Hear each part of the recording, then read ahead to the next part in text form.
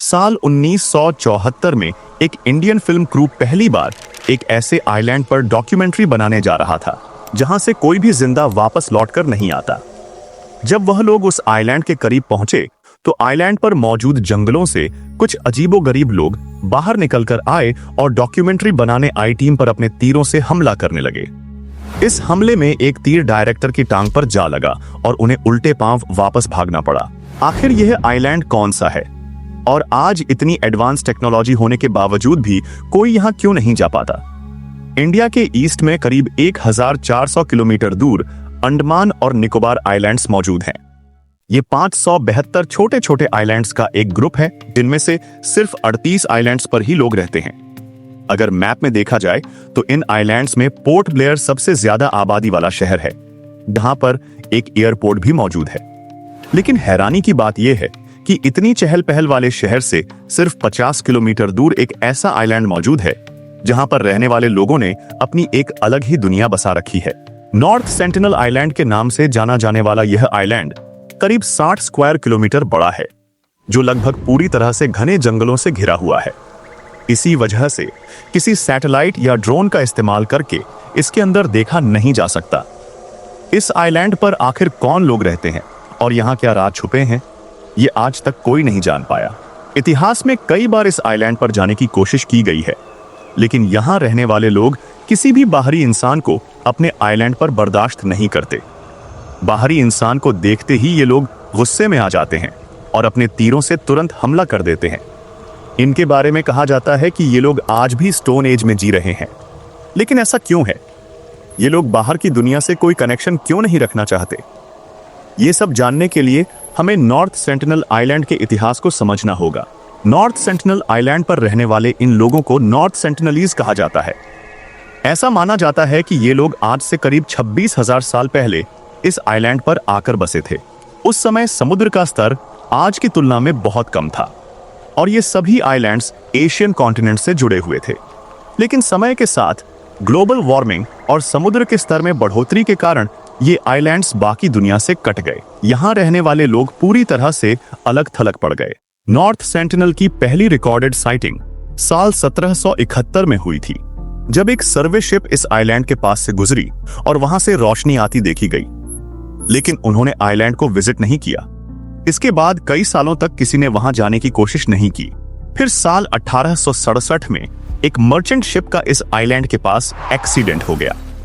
इस शिप पर 106 ब्रिटिश और इंडियन पैसेंजर्स थे। उन्होंने सोचा कि आइलैंड वीरान है, लेकिन उनका यह सोचना गलत साबित हुआ। कुछ दिन तक वे लोग आइलैंड पर रुक गए, लेकिन तीसरे दिन जंगलों से अचानक कुछ लोग निकले और उन पर तीरों से हमला कर दिया। किसी तरह से वो बच पाए और बाद में ब्रिटिश नेवी ने उन्हें रेस्क्यू किया।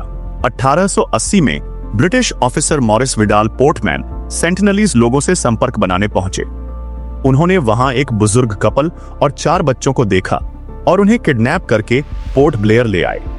लेकिन वहां बुजुर्ग कपल बीमार पड़ गया और उनकी मौत हो गई। बच्चों को कुछ गिफ्ट्स देकर वापस आइलैंड भेजा गया, लेकिन संभव है कि वे बाहरी बीमारियां साथ ले गए हों, जिससे वहां और लोग संक्रमित हो गए हों। इसके बाद सेंटिनलीज लोगों का बाहरी दुनिया पर गुस्सा और भी बढ़ गया। कहा जाता है कि अगर कोई गलती से भी इस आइलैंड पर पहुंच जाए तो ये लोग उसे मार देते और उसकी बॉडी को किनारे लटका देते थे, जैसे कि चेतावनी हो, हमारे पास मत आना। 1947 में इंडिया को आजादी मिलने के बाद अंडमान और निकोबार द्वीप समूह भारत का हिस्सा बन गया। लेकिन नॉर्थ सेंटिनलीज को शायद यह भी नहीं पता था कि इंडिया क्या है। साल 1967 में भारतीय मानव विज्ञानी त्रिलोकनाथ पंडित को सेंटिनलीज के साथ शांतिपूर्ण संपर्क बनाने की जिम्मेदारी दी गई।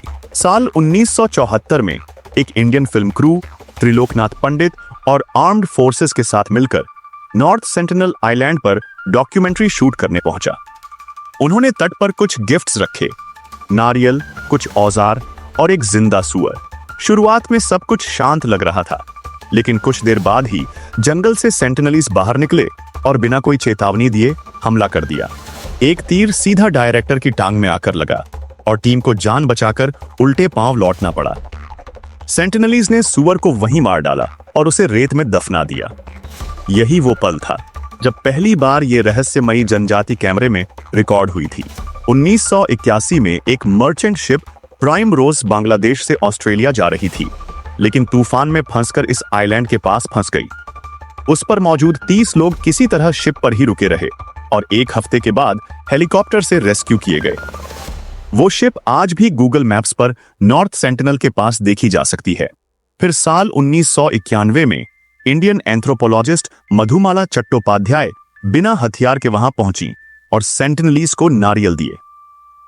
हैरानी की बात यह थी कि पहली बार उन्होंने हमला नहीं किया।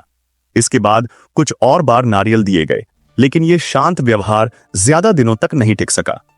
जल्दी ही फिर वही तीर कमान लौट आए और फिर साल 1997 में भारत सरकार ने इस आइलैंड पर जाने पर पूरी तरह पाबंदी लगा दी।